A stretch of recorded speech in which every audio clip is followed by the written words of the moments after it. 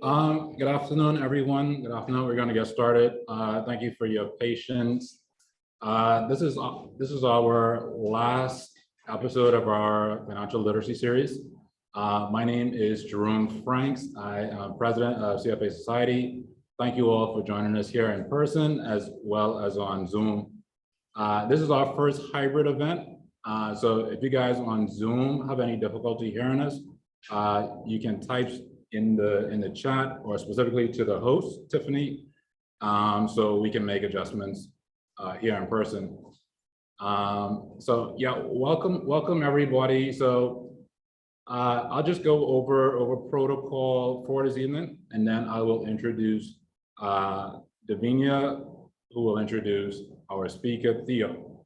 So for this evening's presentation on crypto, the way we'll organize it is that given the hybrid environment, we'll have questions at the end.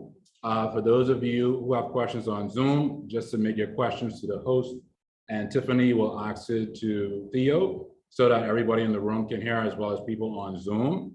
Likewise, people in the room, if you have questions, just raise your hand and ask a question. Tiffany will repeat your question so that people on Zoom can hear it, and so that Theo can answer it. So without further ado, we'll jump straight into it. Please welcome Davinia, co-founder of Crypto Out. Thank you. Thank you very much. I've traveled through several last names, so I see why you didn't make a mistake there. Thank you very much. Welcome to Crypto Out, everyone. Thank you for coming. I want to recognize the presence of our co-founder, Jillian Bethel, CEO of OKX, in the room, and my daughter, Chastity Blair, in the room, and all of you. Some of you, your faces are familiar. You've been around this environment quite a bit. I have the task of introducing our speaker today. But before I do that, I want to say why this is important for Crypto Wild to want to partner with the CFA Society. One of the things that we've found over the last 3 or 4 years that we've been pushing to do some of the same things that we're doing right now is that if we don't make sure that critical mass in the Bahamas understands crypto, we're going to be very limited in how innovative we can be as a country in this space. It's one of the fastest, I think it is the fastest growing industry right now. And it's something that you don't want this to be something that Bahamians miss out on because, 10 years later, we're just learning about it and understanding it.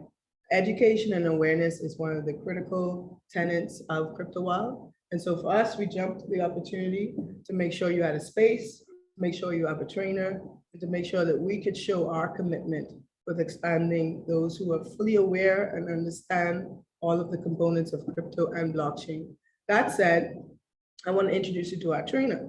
Now, our trainer is not a traditional guy.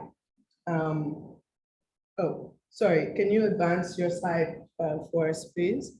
Our trainer is not a traditional guy.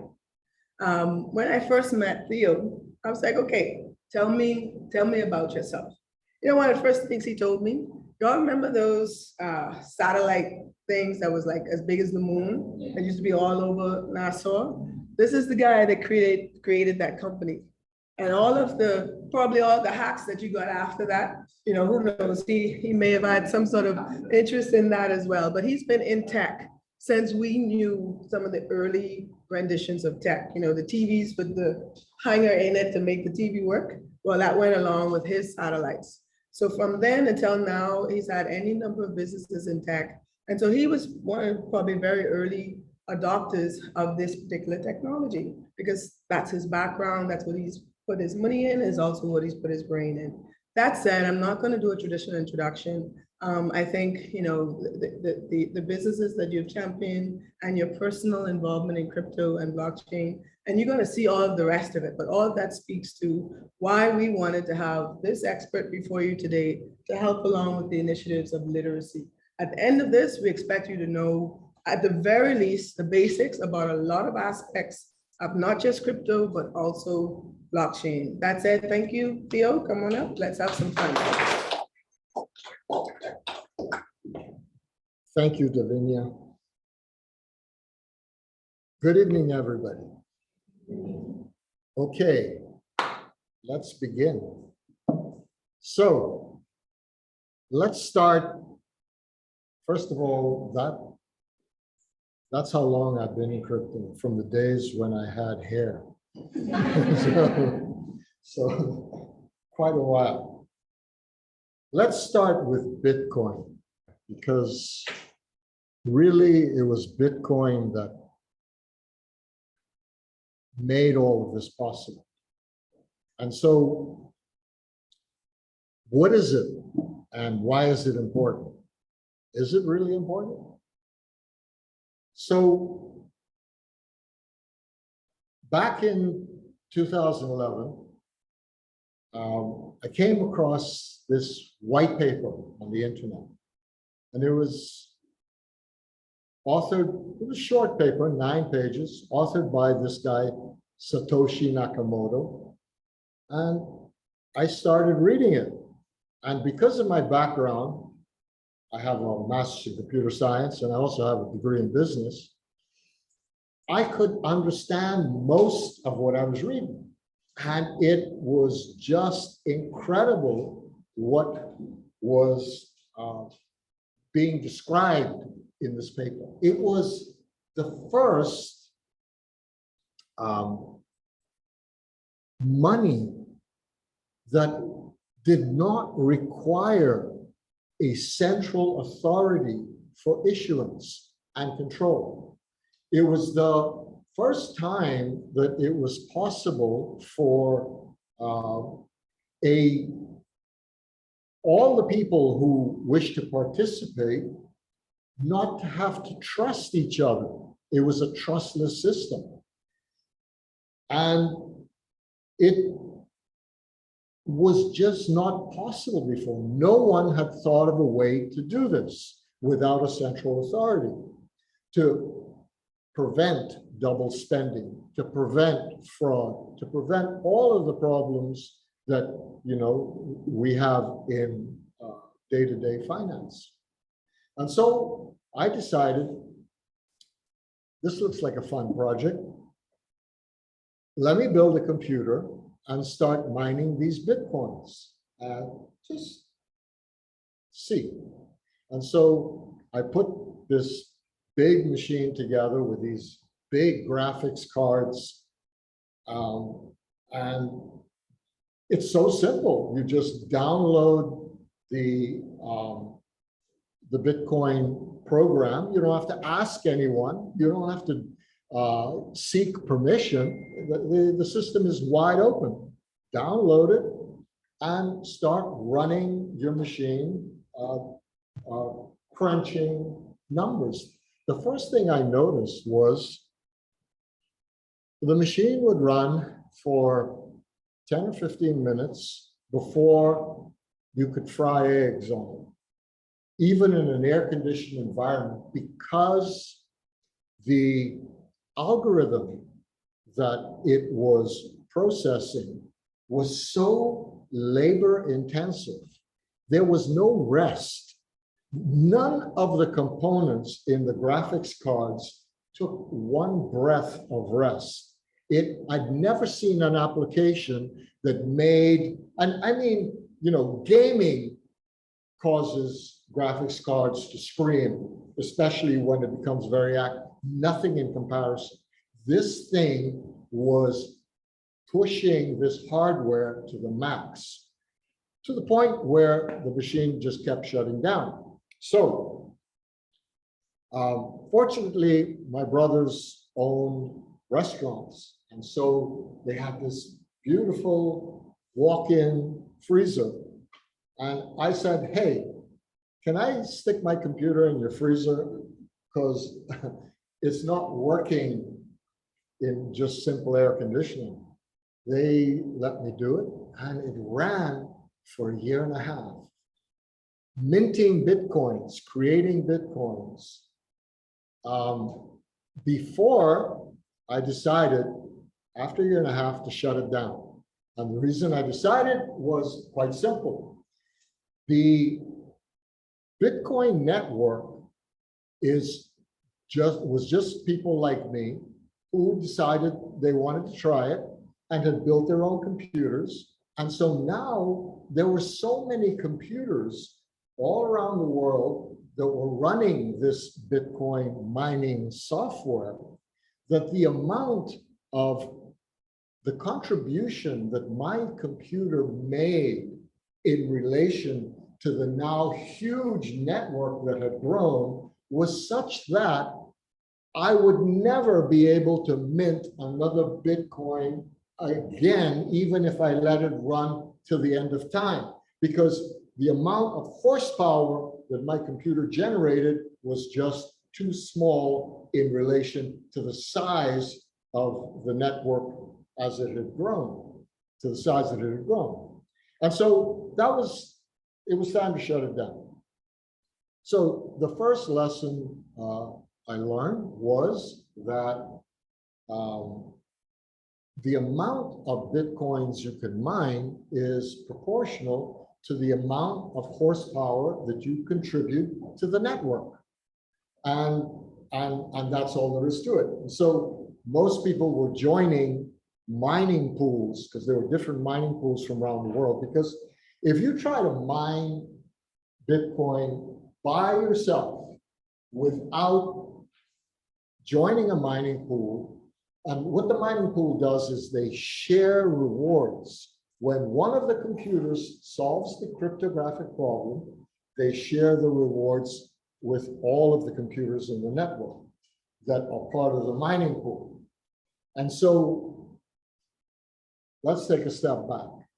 What are these rewards? At the time that I was mining, and still today,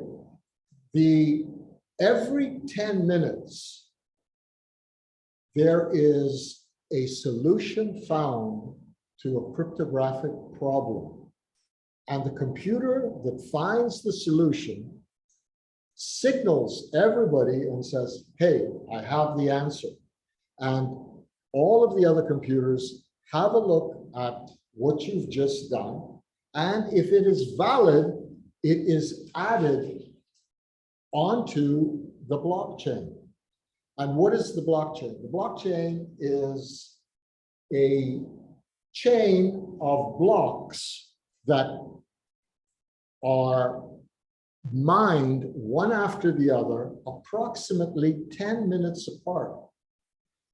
And what they contain are transactions. All of the transactions that took place, say in the last 10 minutes or so, are in these blocks.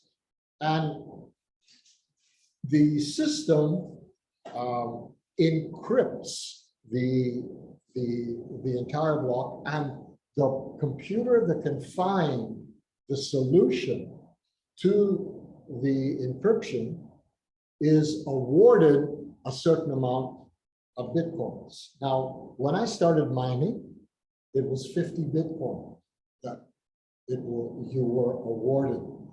And the way that the algorithm works is that every 4 years, the amount of Bitcoins awarded for finding the next block goes down by half.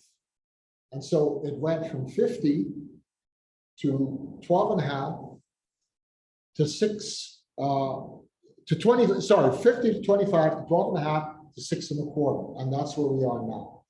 We're at the 6.25 epoch.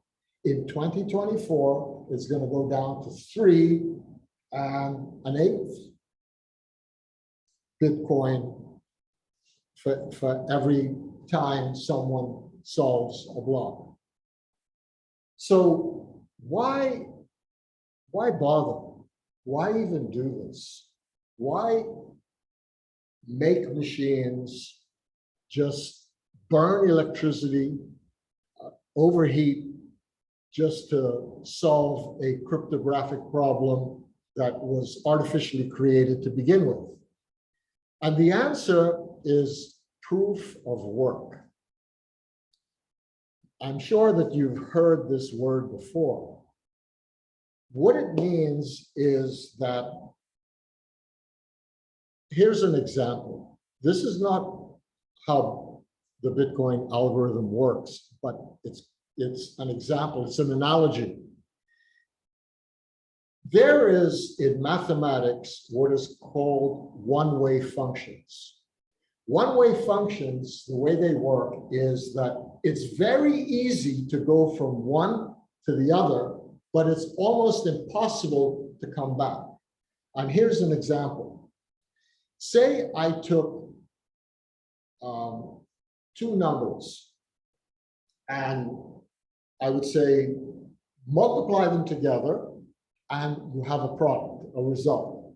Now, if I give you that result and I say, tell me which two numbers I multiplied to create that, it's more difficult because you've got to keep trying different numbers to find it, especially if they are prime numbers, and especially if the result is huge.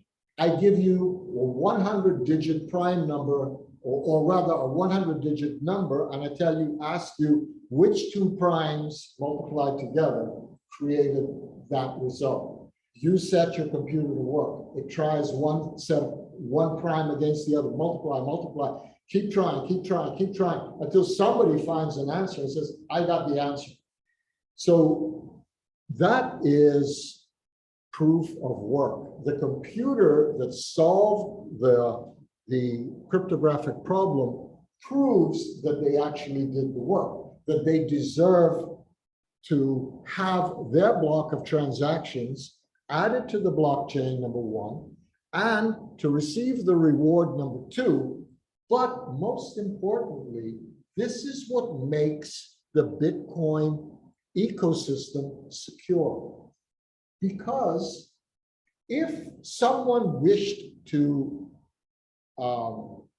create a fraudulent block, say that I wanted to create a block that showed all of you transferred your Bitcoins to me, or that I spent my Bitcoin multiple times, I could do it.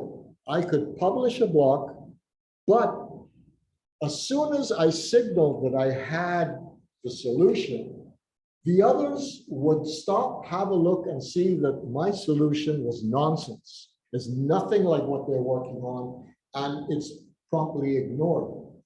So the only way that you are taken seriously on the network, the Bitcoin network, is if you have a valid solution.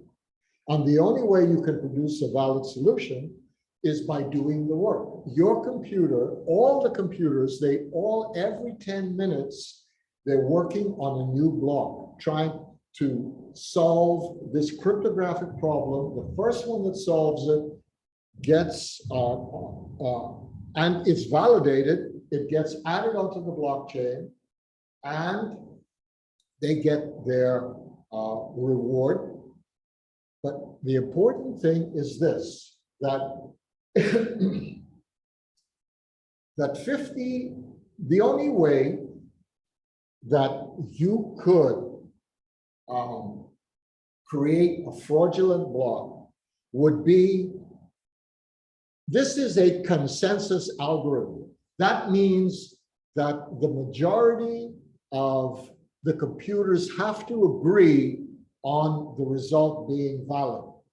That is how all of this works, and that's why that's what we mean when we say it's trustless. We don't have to trust anyone. It's a consensus network, and so it means that the 51% of the computers out there have to agree that yes, your block that you just published is in fact correct, and it's added on. If you wish to create a fraudulent block, you would have to somehow have the power of 51% of the entire network, so that they would agree with you. Say you somehow manage to corrupt and this was the concern years ago, a couple of years ago, with China, because so much of the mining power was in China. 70% before they banned mining was in China. And the concern was that the state might somehow influence the miners within China to publish a fraudulent block, which would then cause the price of Bitcoin to crash because it was no longer a reliable network. And so once China kicked all the miners out and they moved to Texas, no, a lot of them did, but they moved all over the world, it was much better because now it's further decentralized, it's less likely to be corrupted. Here's the important thing, and this took me a little bit of research to find out. I thought, how difficult is it really to overcome the Bitcoin mining network? I mean, can't be that hard, can it? What if we took all of Amazon AWS cloud servers, all of Google's cloud servers, all of Microsoft's Azure cloud, and ran the Bitcoin algorithm on that and tried to publish a fraudulent block? Could we now, because it's permissionless, it's open. You don't have to ask anyone if you can run the Bitcoin network. You just run the software on your computer, doesn't matter. So if there was a coordinated effort, say, to bring Bitcoin down, could it be done using the entire world's cloud computing services, all united as one? And it turns out, surprisingly, the answer is no. It turns out that the machines that are now being used to mine Bitcoin are called ASICs, application-specific integrated circuits. They run the Bitcoin algorithm 50 times faster than a general purpose computer because everything is in hardware. This machine can do only one thing, mine Bitcoin, nothing else. You cannot make this machine do anything else because everything is right into the chips. The program is right into the chips. There's no instructions you have to fetch from memory. It's not a general purpose computer. So it's much faster. And so it turns out that all of the cloud computing does not even come to 1% of the computing power of the Bitcoin network. That is what makes Bitcoin important. That is what makes it huge. There are over 10 million computers worldwide running the Bitcoin network and in effect securing it because they have so much combined power that it is impossible for anyone to come from outside, whether they be state actors or some other bad actor, to bring the network down, to break it. It just, there isn't the computing power to do it. And this is why Bitcoin network uses as much power, if not more, than Switzerland. Entire countries, it uses more power than entire countries when you add it all up together. This is how powerful this network is. And it's just run by people who want to mine. They are obviously, they're invested. Now mining is no longer something that you can do in your bedroom. It's not something that you can do casually. Now you have to invest $500,000, $1 million in hardware, and you have to find somewhere where electricity is cheap. It's not a good idea to mine Bitcoin in the Bahamas. It's a much better idea to go set up right next to a hydroelectric plant or set up next to a solar field, wherever they are trying to sell excess power. And this is what Bitcoin is actually really good for, driving the demand for new sustainable electrical power generation. And, you know, we keep hearing in the media that Bitcoin mining is terrible for the ecosystem, that it has a terrible carbon footprint. It turns out that the opposite is actually true, because renewables are becoming cheaper and cheaper, to the point where something like 60% of the Bitcoin mining is now run by renewables, and that number is growing all the time. They're driving the demand for new solar farms to be set up, more power to be generated. It actually stabilizes the electrical grid, because there's no swings in demand. Bitcoin mining always 24/7 requires electricity. And so it isn't like consumers that burn more electricity at night, you know, in the evening, rather than not much while they're sleeping, and then not much while they're at work during the day, or whatever. There's not that fluctuation. You have constant demand. And so this is good for the development of green, sustainable energy. And so that is why Bitcoin is important, because it has this huge network effect. There are so many, it's very much like, it's very much like the internet was in the early days. When only a few people were on the internet, it wasn't that interesting.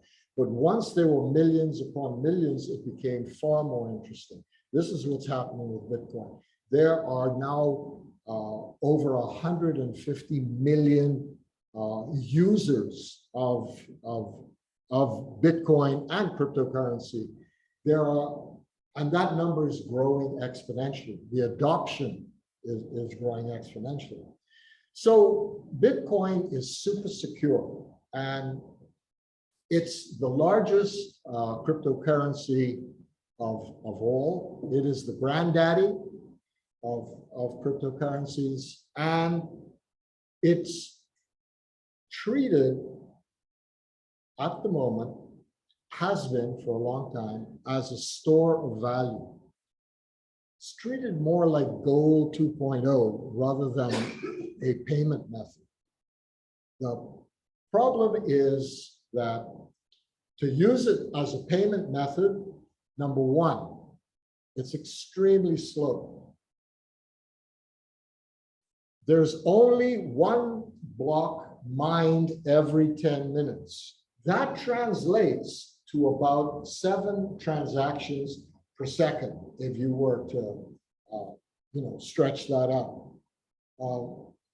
Maximum 7 transactions per second. The cost of a transaction, on average, at the moment, is $3, $4, $5, somewhere in that neighborhood. It makes no sense to go try and buy a cup of coffee with Bitcoin. You're going to have to wait while your transaction clears. It takes time, and it's going to cost you $5 to buy a $4 cup of coffee. So that is not a payment solution. It doesn't scale at all, not for payments. So just to jump into it, there is a solution that runs on top of Bitcoin called the Lightning Network that is built specifically as a payment system. If you wish to use Bitcoin as a transaction to transact with, which most people don't. Most people buy Bitcoin and they hold it the same way they hold gold or precious stones or whatever other commodities like that. But if you wished to transact, you could use the Lightning Network, and the Lightning Network is capable of 100,000 transactions per second. Mind you, compare this to Visa, which maxes out about 40,000 transactions per second. And the cost of using the Lightning Network is 0.00001 of a cent per transaction. And it doesn't matter the size of the transaction. And so you can have, and the settlement time is 1 millisecond. So you can have transactions on top of Bitcoin that are instantly settled, scale beautifully. And so there is adoption coming with the Lightning Network. The biggest hurdle is nobody wants to use Bitcoin to pay anything. They don't want to use it as a payment system. They want to use it as a means to store their wealth. Now, you might say, okay, but that's crazy, because look at the volatility of Bitcoin. Look at the volatility of all crypto. We had, not too long ago, a Bitcoin that was worth $67,000, $68,000. Now it's worth what, 30,000? It's gone down tremendously. Well, look, my response to that, and I've been in this for a few years now, my response to that is zoom out, have a look at the long-term view. The long-term view shows us that Bitcoin over, say, a 5-year period, any 5-year period you choose, goes up tremendously. From the time that I first started mining Bitcoin, which was 2011 to say 2016, Bitcoin went up by a factor of 200. From 2016 to 21, it went up by another 100.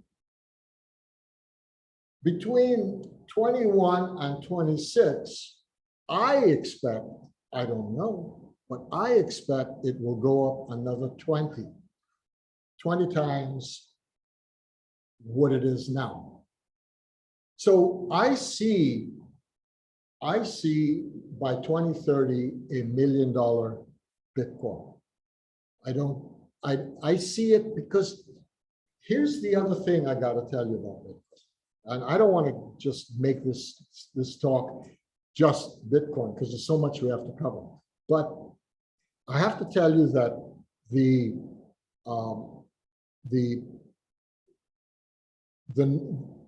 deflationary value of Bitcoin is what gives it increasing value over time. There are only ever going to be 21 million Bitcoins, and that is baked right into the algorithm itself. And so every 4 years, half as many Bitcoins are awarded every 10 minutes. And the very last Bitcoin will be minted in the year 2140. That's right into the algorithm. And so at the moment, we have already 19 million Bitcoins in existence. There's only 2 million left and 120 years to make it. So this system is highly deflationary, which puts a tremendous pressure on the price for it to go up.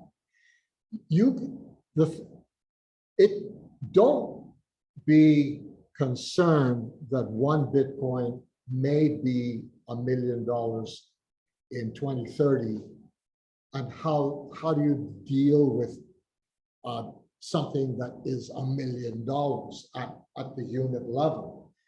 Well, the answer is that just the same way that a dollar can be broken into 100 cents, one Bitcoin can be broken into 100 million Satoshis. And the Satoshi is the smallest denominator of Bitcoin.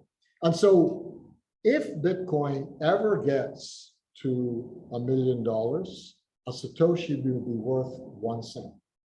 And so we will still be able to transact. You can transact to 100 millionth of a Bitcoin. So there's no problem in being able to trade in Bitcoin. As time goes on, I think what we'll find is that Bitcoin becomes, we don't know what Bitcoin is worth. We don't have any idea what it will be worth in 10 years from now, in 20 years from now. But what we do know is that it is a very secure asset, and it is very hard money in terms of any way you can define money. It's impossible to inflate it away the same way that the dollar is inflated. And so what I think we're going to find, even though we're in price discovery, we're going to find that over a 5-year period, Bitcoin will go up in value. So don't worry that it's 30,000 now and a lot of people crying. In fact, 40% of the people who hold Bitcoin are in the red because they purchased it when it was higher than 30,000. And so they're suffering. And a lot of them,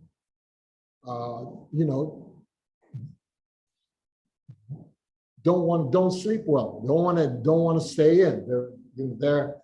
They want to exit, and that's fine because institutions are the ones who are buying up Bitcoin like crazy. Those are the primary buyers of anyone who sells. So, okay, that's enough on Bitcoin. So let's talk a little bit about blockchain. To get the fundamentals of what is a blockchain? The blockchain is just a data structure. That's all it is. It's just a way to hold data, but it's a very important data structure, but only if it's decentralized. If you have a decentralized blockchain, that means that every node, every computer has a copy of this, all the blocks that ever exist. They have a copy of the entire ledger. Anyone can look at any transaction and see what transpired. No one can alter a transaction because the way that the blockchain works is that if you go back to, say you wanted to go back 10, 20, 30 transactions to change something, like you change your mind about sending money to someone's Bitcoin to someone, and you want to reverse that, you go back to that block and you make a change. What happens is all the blocks that follow it, they all change as well.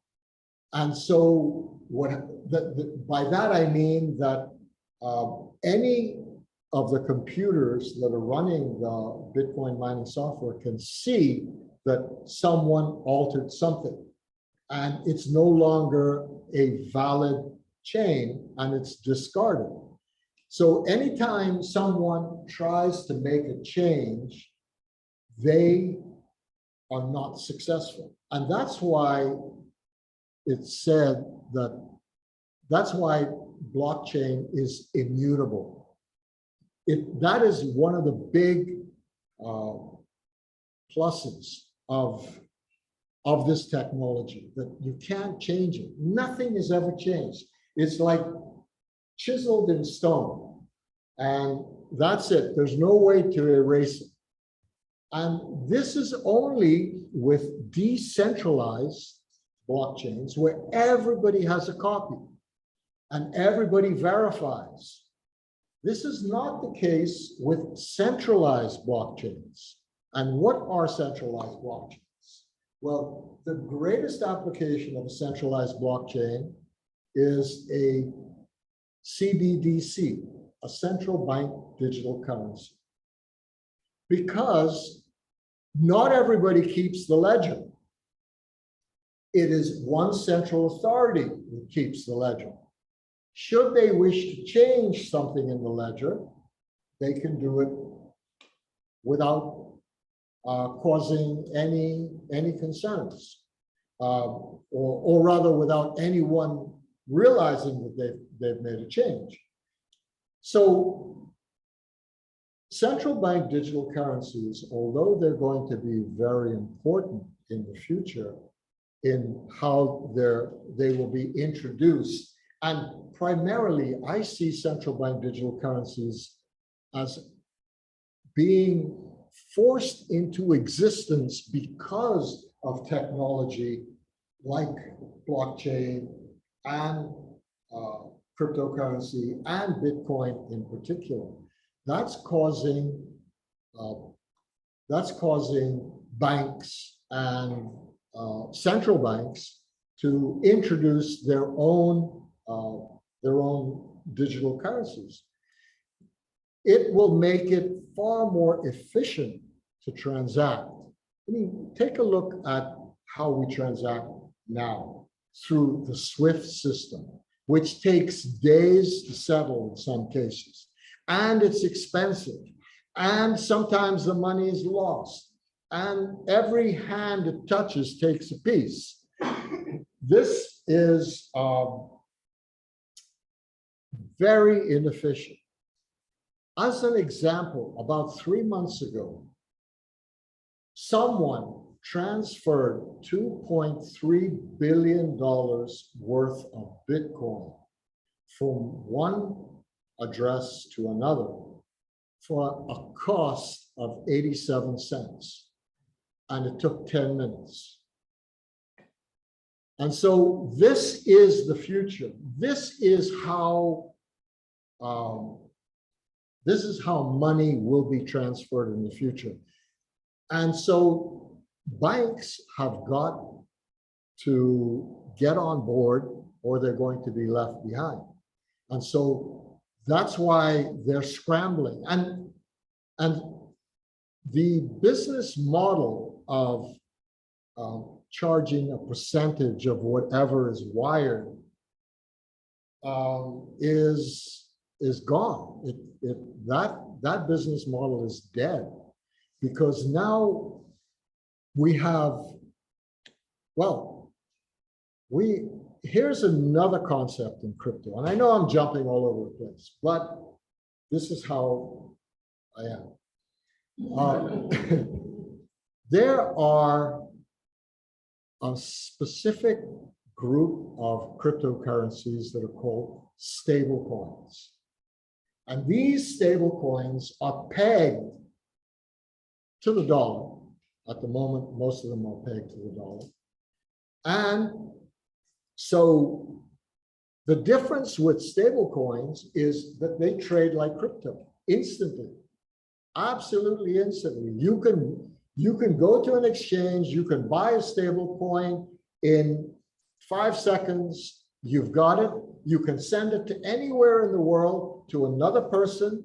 They've now got the stable coins. They've got dollars. This is what has got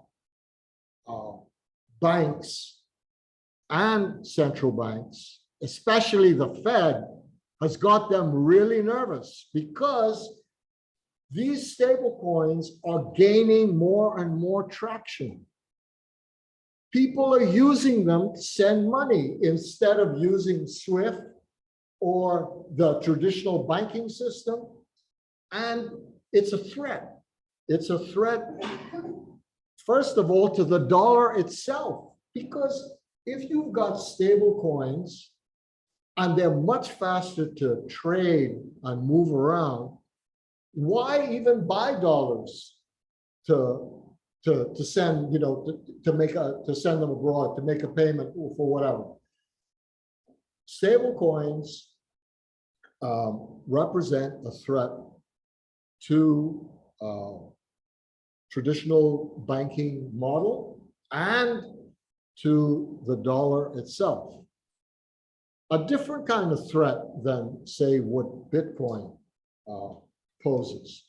Bitcoin, if it catches on and challenges the United States as the world reserve currency, which, I mean, at the moment, it's tiny. Bitcoin, all of Bitcoin in existence doesn't even come to 800 billion at the moment, 750 billion. It's tiny. It's not even $1 trillion. It was over $1 trillion when it had higher value, but at the moment it's nothing in comparison to the amount of money out there. Fiat, thank you. So that is, it's still early days, but the structure of the system, the technology that is being brought into the market is so powerful, so disruptive, that banks are scrambling. Visa and MasterCard are scrambling because their business model is going out the window as well. Accounting firms are scrambling. Ernst & Young have piloted a project. I've forgotten the name of it, Nightfall or something like that. And what we're looking at is, because of the blockchain being totally transparent and all transactions being settled within the blockchain, you can have instant auditing. You can have 24/7 auditing, live auditing of any business, any venture, any group, whatever you wish. Because once everything's on the blockchain, you can audit it by the minute, or however fast the transaction time is for that blockchain. And so the entire world is changing. But like I said, this is still early days. But this is going to be huge. This is going to be this will change the world. I will tell you this: the amount of innovation that is taking place in cryptocurrency is 9 times greater than the amount of innovation that was taking place on the internet at its same stage of development. We have got 9 times more innovation taking place in this. The smartest people in the world are in this space. There's no way to stop it. There's no way to turn it back.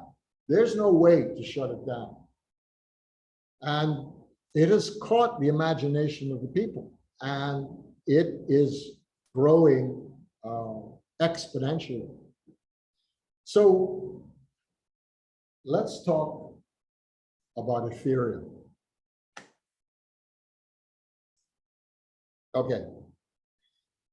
So I can't remember when, I think it was 2014, this 16-year-old Russian-Canadian dude went to the Bitcoin development, the core, because no one controls Bitcoin. It's like a restaurant with no owners. The chefs do what they want. The managers try to get the chefs to do what they want. The customers ask for this, but the chefs say no. No one has any control over Bitcoin.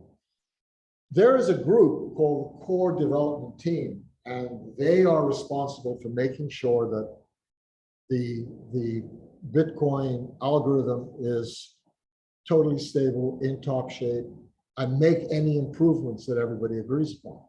So this young boy, Vitalik Buterin was his name, went to the Bitcoin core and said, hey, how about we create another layer on top of Bitcoin where we can create programmable money, where you can say, look, if this happens, then this money moves over here. If this other thing happens, then the money moves over there.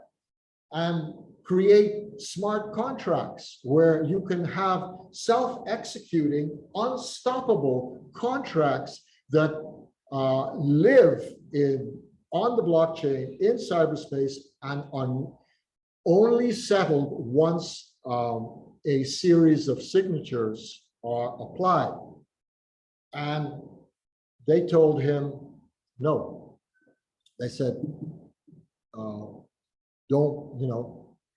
we're not doing that. We're not going to mess around with Bitcoin. This is just going to be a store of value. Great idea, but go away. And so he did. He said, all right, I'll do it myself. And he wrote Ethereum, or rather, one of his associates, one of the partners, Gavin Wood, actually wrote, Dr. Gavin Wood. He wrote a program called Solidity, he created it, and with that, you get smart contracts. You can create your own smart contracts, which now have a huge implication for the future of lawyers, corporate lawyers specifically, because a lot of those contracts that lawyers traditionally used to write are now going to be written by computer scientists, or, it's fairly simple to put together. And now you have a self-executing contract that is totally unstoppable until it ends. And it's fully funded. There's Ethereum in the contract that you've already committed. If you want, for instance, you create a smart contract that says, I'll give my child 1 Ethereum if they get an A, for every A they get in school or something like that. Now, when you write that smart contract, you have to fund it with how many subjects they're taking. Say they're taking 8 subjects, you have to put 8 Ethereum into it. And then there has to be an oracle, something that provides the contract with correct information on what actually took place. This would probably be the report card from the school. And the report would say, kid got 3 A's and the rest were B's and whatever. So at that point, the contract will automatically send 3 Ethereum to the kid's wallet and return 5 to the parent's wallet. That is just a silly example, but that's an idea of how a smart contract works. Normally, smart contracts are multi-signature. You either have 2 out of 3 signatures, you have 3 out of 5 signatures, something like that, before it will execute and terminate. You can take this one step further. You can create what's called a decentralized autonomous organization, a DAO, where you have absolutely no people involved in the corporation. Here's an example. With a DAO, and this is part of decentralized finance that I'm talking about now. Say that we set up a corporation as a smart contract, and our business was something like Uber, where we would have self-driving vehicles, maybe Teslas. The initial funds would be used to buy the Teslas. Then the Teslas would drive around all day by themselves and do ride sharing, pick up people, drop them off. When they needed to be recharged, they knew where to drive to get recharged. When they had a mechanical problem, they knew where to go to have that fixed. And so you now have a corporation with no people in it. Just 100 autonomous vehicles driving around,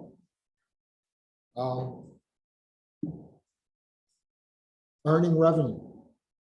And these things are coming. It's already been passed in Ontario that decentralized autonomous organizations can exist legally. They can exist as a legal entity.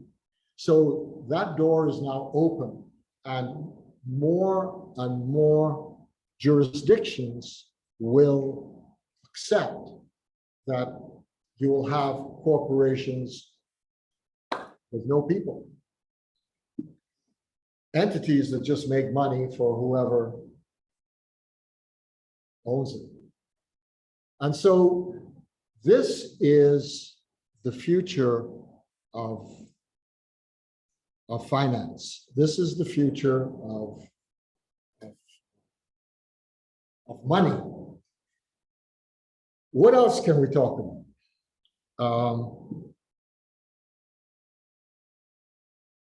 Wallets. Let's talk about wallets.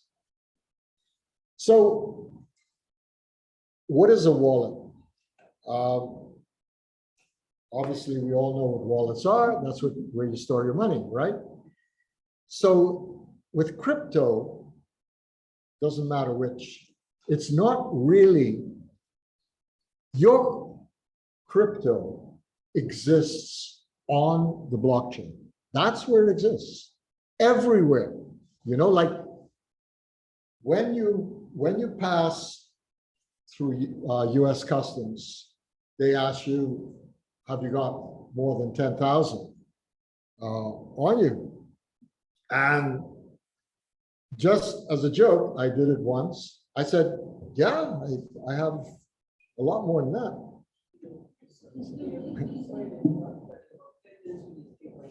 5 minutes? Yeah, fine.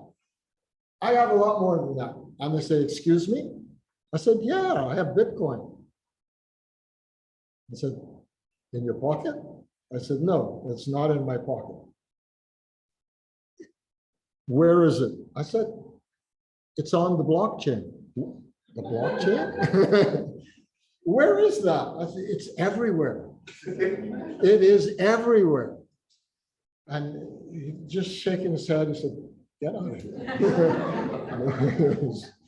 So this is a concept that is mind-boggling to most of us because we think money is in a particular spot, in a bank or some location, some physical location.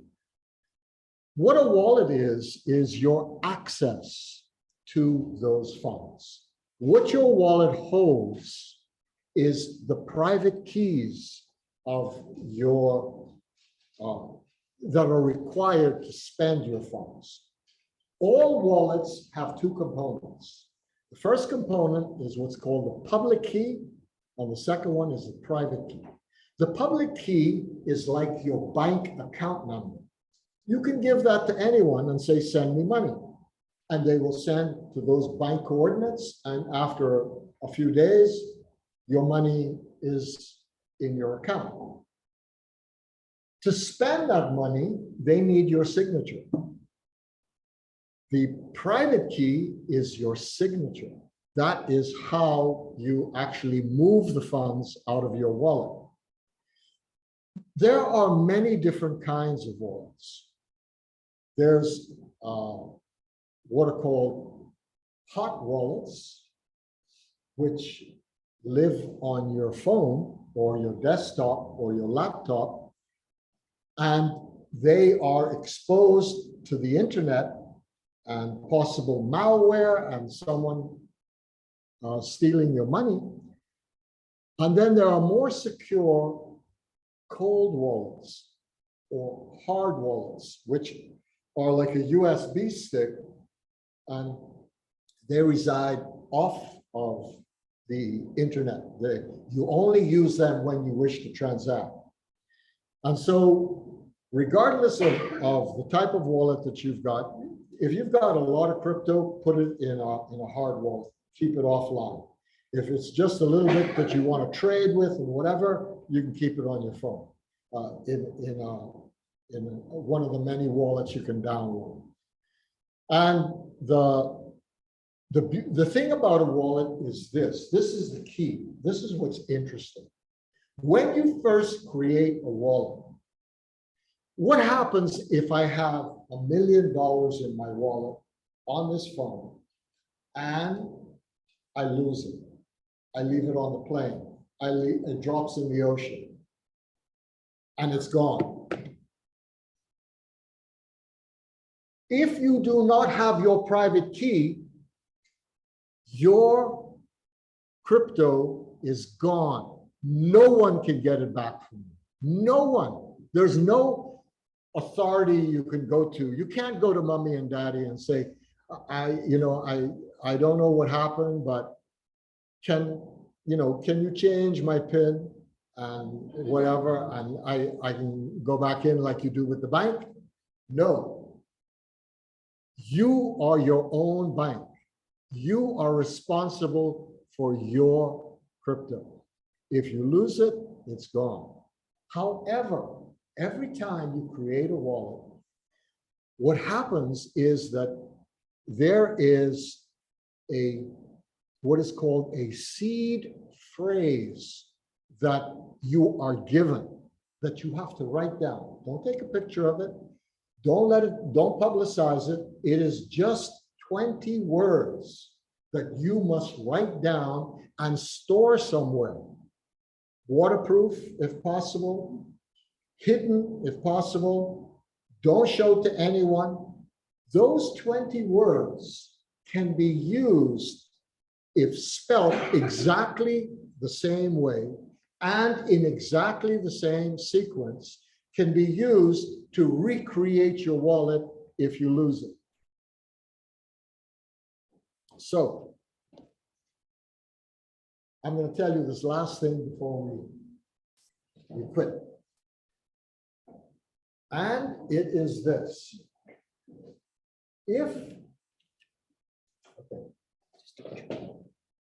you were in a country like the Ukraine or any war-torn area, and they're checking you hard, you can't even leave with a shirt on your back. They will take everything from you as you cross the border. You can memorize those 20 words, go through, and wherever you arrive, recreate your wallet with all of your coins, all of your wealth there intact. This is the first time in history that we can carry money in our head. You just remember those 20 words and your entire wealth will be recreated wherever you go. You need no physical device. That is revolutionary. That is what crypto brings. So anyway, let's leave it there. There's a lot more, but that's enough for tonight.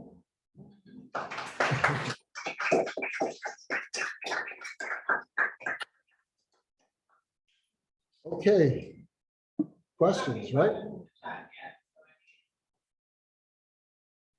So yeah, I'm a little bit deaf, so I'm gonna have to come close to you to hear you. So DAOs want to be smart contracts. What's that? DAOs. DAOs, yeah, they are smart contracts. Is the DAO a smart contract? Yeah, it is a special kind of smart contract. A DAO is a smart contract. It's a multifaceted smart contract. DAO. So, Sure, can you speak loud enough so everybody can hear you? So, yeah. I know that a DAO basically is a business that runs itself. It needs no CEO. Yeah. So how does that smart contract work? Because you have to anticipate everything that could possibly go on. All of the variables in the business have to be programmed. I'm not saying that anyone has produced a successful business model like that based on the DAO. This is just early days. I'm sure that there will be something that someone didn't think about, and then you run into a problem. But the idea is that you have to program all of the variables, all the possible scenarios of what your business does. And of course, I mean, this is fairly simplified because, you know, we're using this particular example was using electric cars, self-driving, autopilot, that know where to go to get charged, know where to go to get repaired, and otherwise they're on the road, you know how to use credit cards. So it's a simplified model, but that's the idea. That all of that is written in code of smart contract. Did I change it every No, sir. Very clear. No, sir. Once it's, Sorry, which one? oh. Okay. Okay. So no, you cannot change it. Once the smart contract is created and initiated, it is unstoppable and it will execute until completion. And only then will it stop. Cannot be altered. You released it into the wild. Now it just runs. And I'll give you there is a way to change it, but it requires, say that you're running the smart contract on the Ethereum blockchain and something goes terribly wrong. And all of a sudden you just lost $1 billion because there was something, a bug in the contract that you didn't foresee. It was audited, but the auditors missed that bug. They looked at the code and they thought everything's fine. So now you're out of $1 billion. 1 billion in Ether is gone. You go to Ethereum and you say, please, please, please, can you roll back the Ethereum blockchain right up to the point just before we lost $1 billion?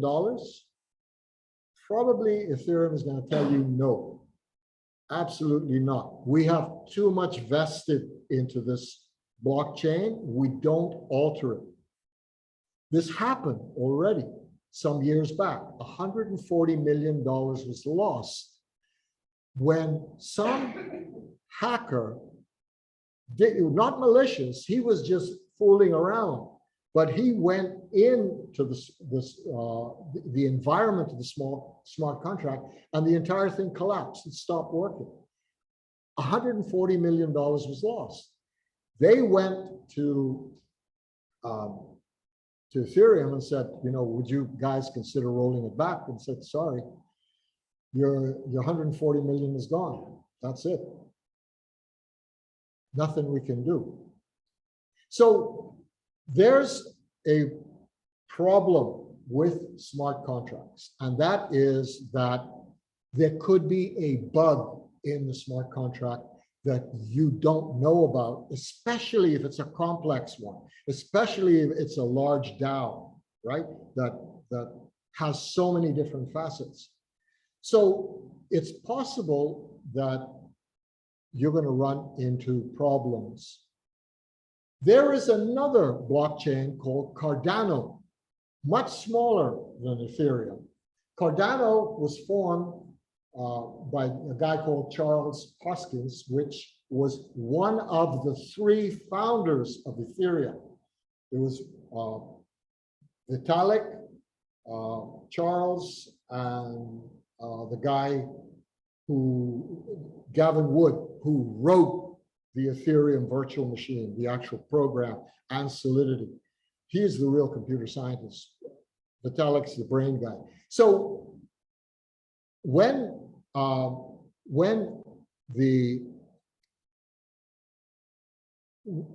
Hoskins broke away from Ethereum and created Cardano, and the difference was that he used what is called functional programming, a language called Haskell. And the difference with Haskell is that you can mathematically prove that your code is correct. And so there's a huge difference in programming using Cardano because it's far more secure. There are no bugs in the code. You can prove there are no bugs in the code, but it's a whole different style of programming. And the amount of expertise in functional programming is small in comparison to, say, traditional programming. But the short answer is you're out of luck. Yes. Good night. Like Ms. Neil Bain, and it's very interesting that you have a lot of positives, but I like to discuss the negative parts of things too, so that Sure. you can be given an answer. I see that you're saying, talking about the energy and how it also the expensiveness of investing in it. So I was saying, if you're thinking about a normal behavior or average behavior, and taking in consideration that you said, okay, first you invest in a computer or computerized system, I can get plus CIS or ASIC. on ASIC, then you would have to take into amount the energy that it takes up just to mine this type of currency. Taking that all into consideration, I guess, how would you introduce people to the market when they're not maybe in that frame or in that place to invest that type of funds to? But no, I'm trying to understand, like, how would you invest if you're not in that position, or you're just saying save and get there, but I still have the expenses of it. To try mining, especially on a small scale, is it's not easy. And that's what I'm trying right. to figure out. Like, So mining is probably not the way to acquire cryptocurrency. A lot easier, just buy it. okay. So I'll quickly just tell you, I mined all of these Bitcoins, and I'll tell you now, it was over 100 with this machine in a year and a half. And then I put them into the largest exchange in the world in Japan called Mt. Gox. I put them there in 2013. And I thought, largest exchange, they're safe. And I wanted, Bitcoin had gone up to almost $400. I wanted to cash out a little bit, pay for my computer, pay for the electricity, pay my brothers back, for all the electricity they use. And so next thing I find out is Mt. Gox, where 90% of the Bitcoin that was exchanged in the world resided, got hacked.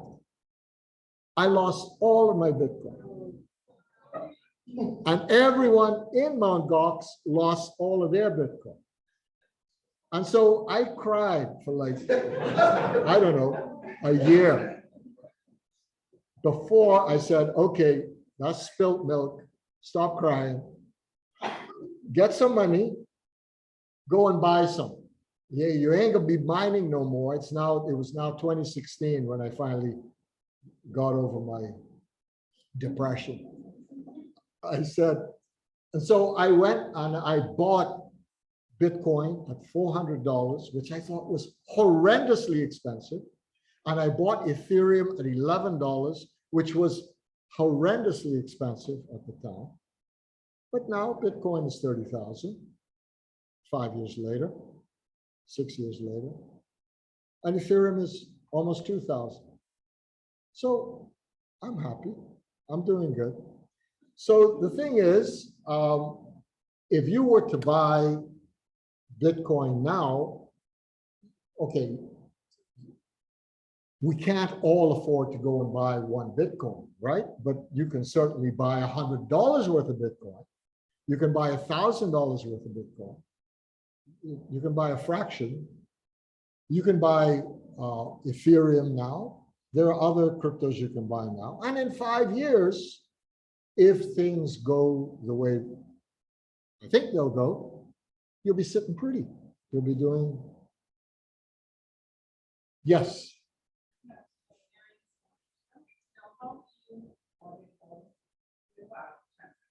Say that. How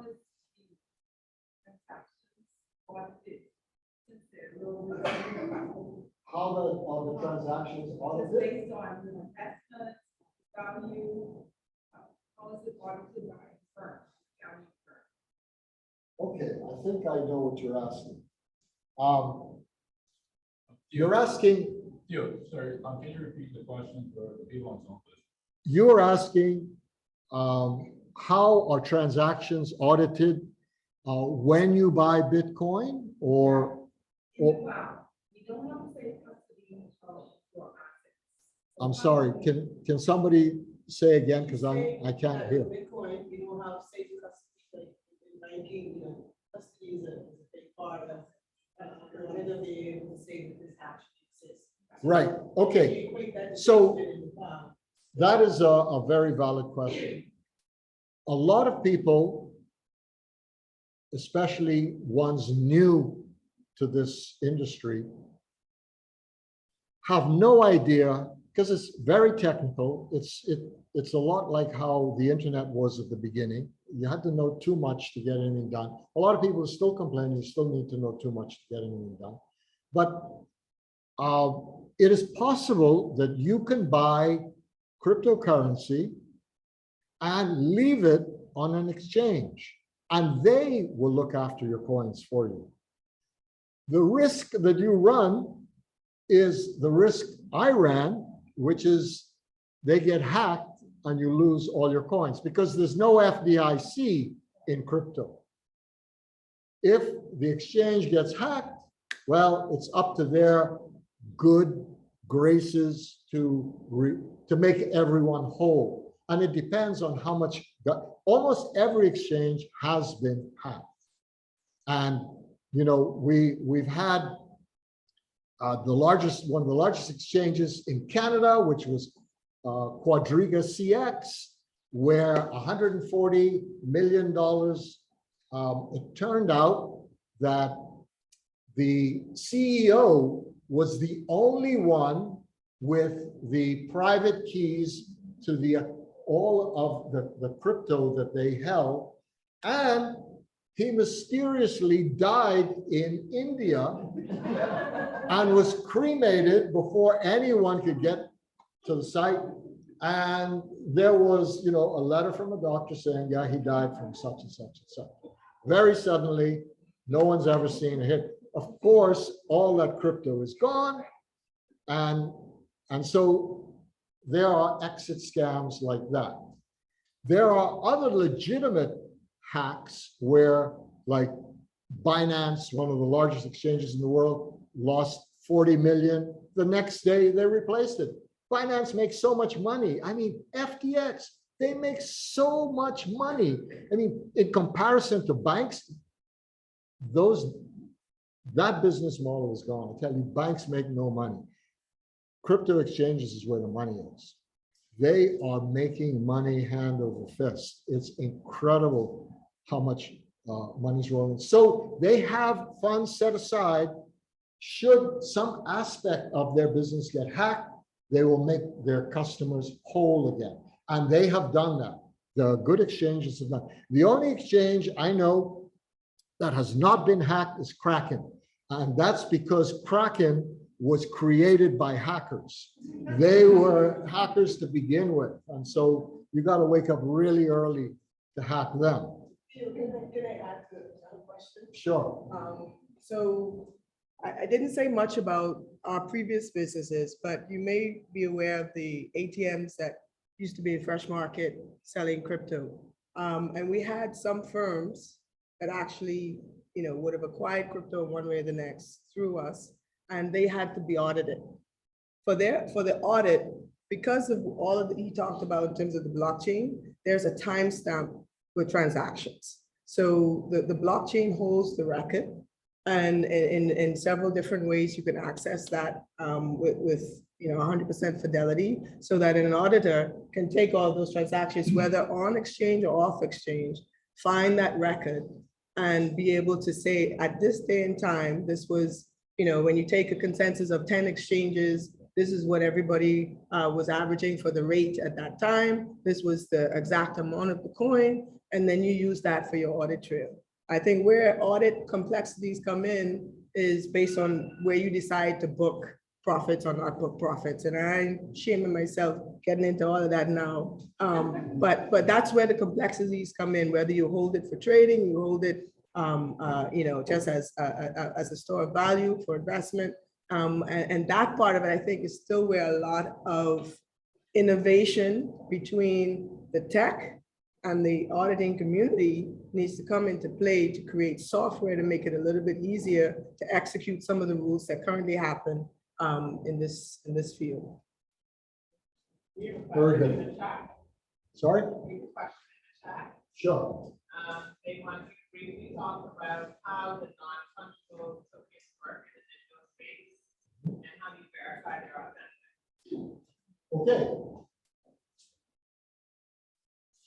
Everyone by now has heard of NFTs. So what are they? Non-fungible tokens. Well, there are fungible tokens and there are non-fungible tokens. Fungible token is one where one token is identical to the other, very much like dollars. You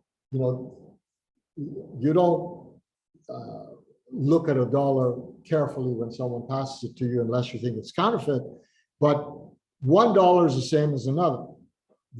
That's a fungible currency. A non-fungible is where one coin is entirely different from the other. And so you can create these things called NFTs, non-fungible tokens, that represent something. And so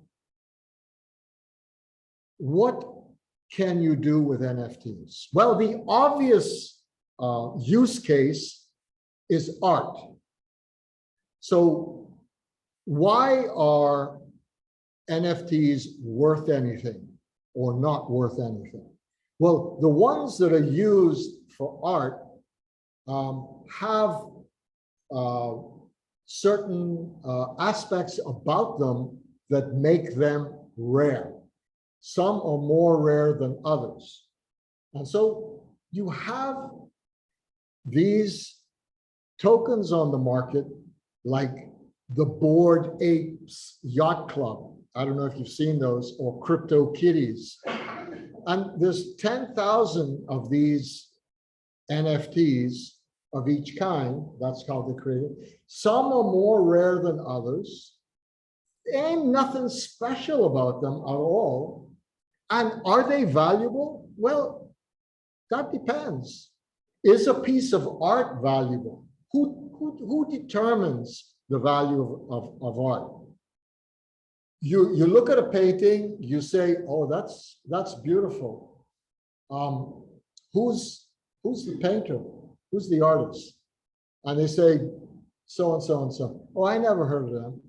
And there is no inherent value in that. There has to be a consensus that that piece of art has value. And so if it was a Picasso, oh, everyone knows Picasso, immediately that it's worth millions of dollars, because there's people who are willing to pay $1 million for that piece of art, because we as a society, as a group, believe it. Bored Ape Yacht Club, well, I don't know. I mean, is that Picasso? No, that ain't no kind of Picasso. That's not that kind of art. It's computer generated art to begin with. And then it's a face of an ape with different postures.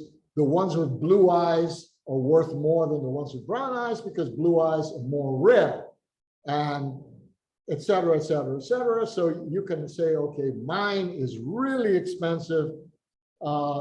And you can see these things selling for up to $1 million or more, because people are willing to buy them. So how, to finish answering the question, how can you differentiate between an authentic NFT and a copy? Because with the computer age, it's very simple to just copy paste and say, hey, here's my Bored Ape $1.5 million. The difference is that the authentic NFT can be transferred. The authentic NFT can be signed.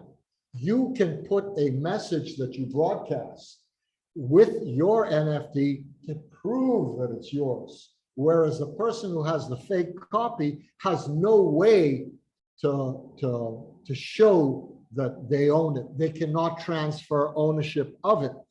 It is, and so that's why NFTs are valuable, because they are like a digital fingerprint of the commodity, whatever it happens to be. The other side of NFTs, the one that is non-art, is when NFTs represent physical items, commodities, real estate. That's coming. We're going to see where a house, a property, is converted into an NFT and is now can be sold instantly anywhere in the world within seconds. Person looks at it, sees it, has these views, I buy it. They just bought that property. The government didn't make any money out of it. There was no, what is the exact term? Approval for foreigner to purchase, purchase land. All of those things become things of the past. Governments will have to change. Mind you, everyone who participates has to do KYC so that you know who's buying. But once the KYC is done, it's over. It's over. After that, you very fluidly, quickly can exchange any asset in the world using blockchain technology, either as NFTs or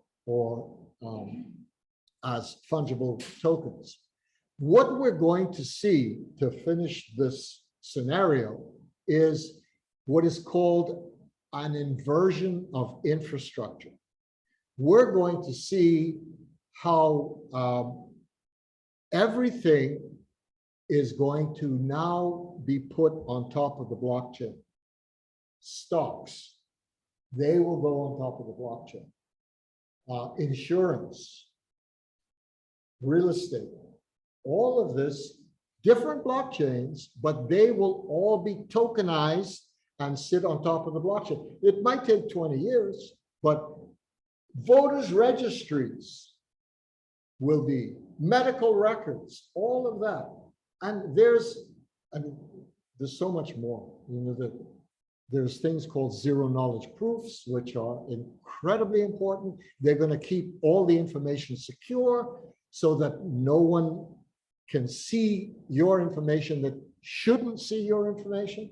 So all of that is happening. And zero knowledge proofs are just mathematics, but it's a very important branch of mathematics that makes it possible for, say a person goes to a nightclub, right? And they say, hey, you 18? And all you do is you don't show them your ID. You just, they scan a QR code on your phone and it tells them, it gives them a green light. It says, yeah, they're over 18. As an example, that's all you need to know. You don't need to know anything else. You don't need to know my name. You just need to know if I'm over 18 or not to get into this club. And I'm not even going to tell you my age, right? You're only going to get is a green light saying I pass, or a red light says, no, I didn't. And this is how zero knowledge proofs work. They allow you complete privacy, yet you can transact. And so this is going to be huge in the space. Thank you.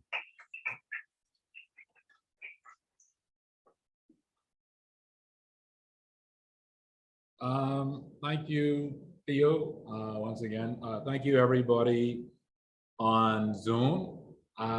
This concludes tonight's presentation, as well as our financial literacy series. All of the presentations this evening, as well as previous ones, will be available on our website, cfasociety.org/Bahamas. As you can see, there's a ton of information we didn't get to today. Crypto Owl does have training seminars, so I do encourage everybody to look into it, and as we all perhaps need to learn more about crypto. Special thank you to Theo. That is probably one of the best explanations I've ever heard of crypto and the blockchain. So, definitely thank you. To everybody in person, before you leave, let me give you a ticket. You can go downstairs and get a drink with your ticket, and we're also gonna have some food. And I think Theo is gonna stick around, so if you didn't get to ask a question, you can probably catch him before he leaves and get your question in. Any last words? So that is it. Thank you guys again. And be sure to look out for more information from CFA. If you haven't already, follow us. You can follow us on Facebook or LinkedIn for more information on other events that we do. All right, so thank you guys for joining us on Zoom, and good night, everybody.